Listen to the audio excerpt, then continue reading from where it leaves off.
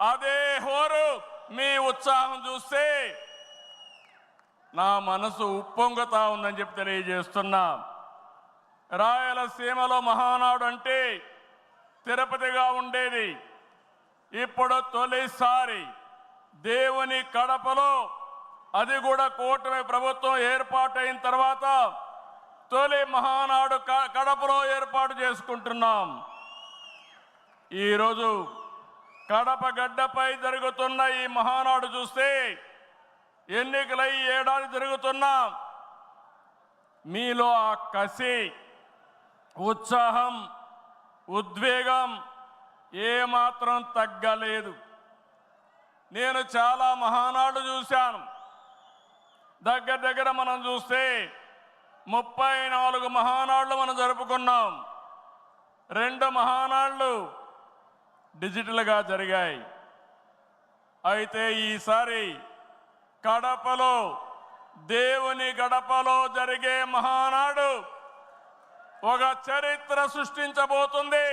సువర్ణాక్షరాలతో ఆంధ్రదేశ రాష్ట్ర ఆర్థిక పరిస్థితి ఒక దిశ నిర్దేశిస్తుందని చెప్పి తెలియజేసుకున్నా. ఈరోజు చల్లని వాతావరణం.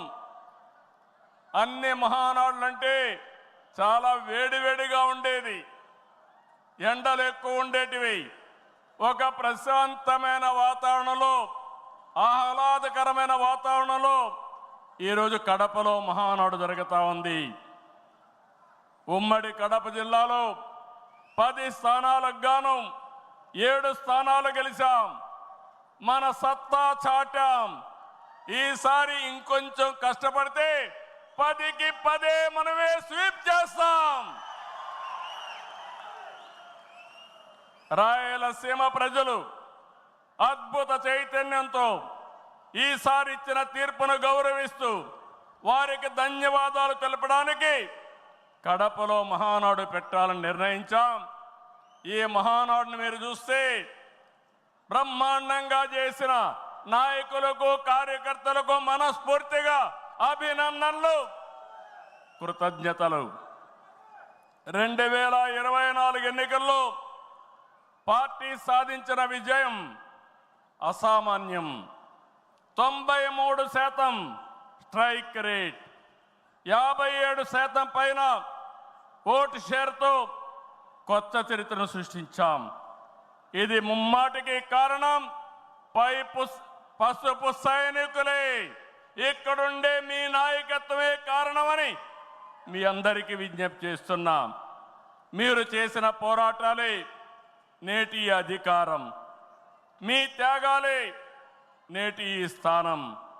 ఇది కాకుండా సమయానుకూలం మనం ఎప్పటికప్పుడు స్ట్రాటజీ కూడా ఆలోచించినప్పుడు జనసేన, బీజేపీ పొత్తు పెట్టుకొని ఎన్డీఏ ఏర్పాటు చేసుకున్నాం. దానివల్ల కూడా ఈరోజు ఈ మహా విజయానికి దోహదం చేశాయని చెప్పి విజ్ఞప్తి చేస్తున్నా. ఏమీ ఆశించకుండా దశాబ్దాలుగా ప్రతి గ్రామంలో జెండా మోస్తున్న కార్యకర్తల వలనే మనం ఇక్కడున్నాం. నేనే కాదు, ప్రతి ఎమ్మెల్యే, ప్రతి ఎంపీ, ప్రతి మంత్రి గుర్తించుకోవాలి. 43 ఏళ్ల ప్రస్థానంలో దేశంలో ఏ పార్టీ ఎదుర్కొన్నటువంటి సంక్షోభాలు పార్టీ ఎదుర్కొన్నాం. అయితే పార్టీ పని అయిపోయిందని మాట్లాడిన వాళ్ళు వాళ్ళ పని అయిపోయింది తప్ప పార్టీ మాత్రం ఎప్పుడు ఎక్కడ తిరిగి చూడలేదు. తెలుగుదేశం జెండా రెపరెపలాడుతూనే ఉంటుంది. నాటి ఎన్టీఆర్ చేతిన్న రథం నేను చేసిన వస్తున్న మీకోసం పాదయాత్ర, ఎన్నికల ముందు లోకేష్ చేసిన యువగళం వరకు కార్యకర్తల్లో అదే పోరాట స్ఫూర్తి. పాలనంటే హత్య రాజకీయాలు, కక్ష సాధింపులు, వేధింపులు, తప్పుడు కేసులని మార్చేశారు గత ప్రభుత్వం. విధ్వంస పాలనతో రాష్ట్రాన్ని సర్వనాశనం చేశారు. దీన్ని ప్రశ్నించిన తెలుగుదేశం కార్యకర్తల్ని, నాయకుల్ని ప్రాణాలు తీశారు, వేటాడారు, వెంటాడారు, అక్రమ కేసులు పెట్టి అరెస్టులు చేశారు. కానీ ఒక్క వ్యక్తి కూడా ఎత్తిన జెండా దించకుండా పోరాటం చేసిన మిమ్మల్ని మనస్ఫూర్తిగా అభినందిస్తున్నా. ప్రశ్నించే వారి గొంతు నొక్కడానికి గ్రామస్థాయి నేతల గొంతులు కోశారు. మన పసుపు సింహం, మన చంద్రయ్య పీకగోస్తుంటే కూడా జై తెలుగుదేశం అని ప్రాణం వదిలిపెట్టాడు. అది మనందరికీ స్ఫూర్తి. ఆ స్ఫూర్తే ఈ పార్టీని నడిపిస్తుందని చెప్పి కూడా నేను మీకు తెలియజేస్తున్నా. ఇది ఒక్క ఉదాహరణ మాత్రమే. ఇలాంటి చాలా మంది కార్యకర్తలు ప్రాణ త్యాగాలు చేశారు. ఆశయ సాధన కోసం రాజీ లేని పోరాటాలు చేశారు. వారి స్ఫూర్తి తెలుగుదేశంలో శాశ్వతంగా ఉంటుందని చెప్పి కూడా నేను మీకు తెలియజేస్తున్నా. ఎత్తిన జెండా దించని కార్యకర్తల పోరాటాలు, త్యాగాల వల్లనే కూటమి ప్రభుత్వం అధికారంలోకి వచ్చింది. మీ త్యాగాలకు మహానాడు వేదికగా శిరస్సు వంచి మీకు పాదాభివందనం చేస్తున్నాను.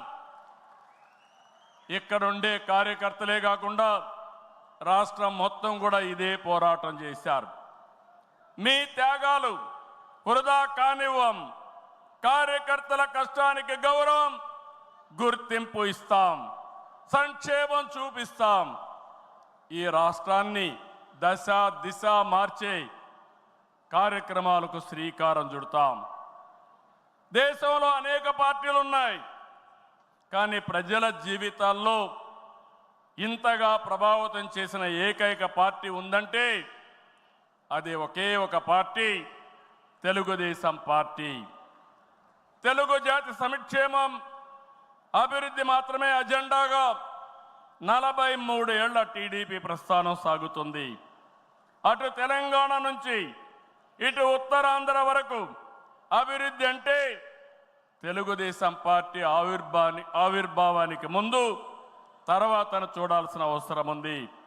ఇది చరిత్ర చెప్పిన వాస్తవం. సంక్షేమం, సంస్కరణలు, అభివృద్ధి, ప్రతిదానికి టీడీపీనే ఒక ట్రెండ్ సెట్టర్. టీడీపీ పాలనే ఒక బ్రాండ్ అంబాసిడర్.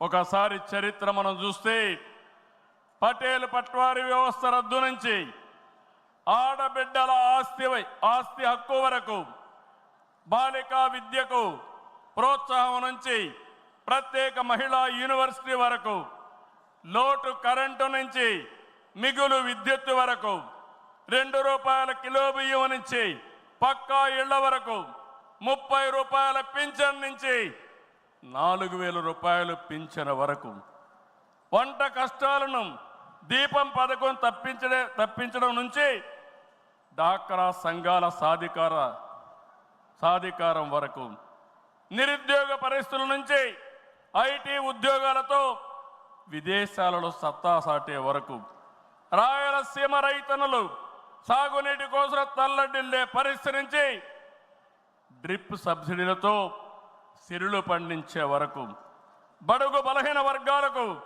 అధికారం చూపిన తొలి పార్టీ తెలుగుదేశం పార్టీ. ఈరోజు బీసీలు ఒకప్పుడైతే అడిగే పరిస్థితి నుంచి శాసించే పరిస్థితికి తెచ్చిన ఏకైక పార్టీ తెలుగుదేశం పార్టీ. ఇలా ఒకటని కాదు, ఒక వర్గం అని కాదు, ఒక ప్రాంతం అని కాదు, ఏ అంశమైనా పసుపు జెండా పుట్టక ముందు, పుట్టిన తర్వాత అని గీత చెప్పే పరిస్థితి వచ్చిందంటే అది మీ అందరి యొక్క త్యాగాల ఫలితమేనని చెప్పి నేను మీకు తెలియజేస్తున్నా.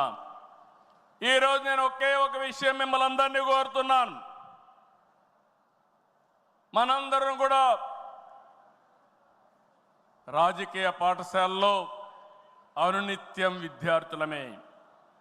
నేను కూడా అనేక సార్లు చెప్పాను, నేను నిత్య విద్యార్థిగా ఉంటా, ప్రతిరోజు నేర్చుకుంటా, నేర్చుకున్నది ప్రజలకు ఉపయోగపడితే దాన్ని ఆచరించే బాధ్యత నేను తీసుకుంటానని అనునిత్యం చెప్తున్నా.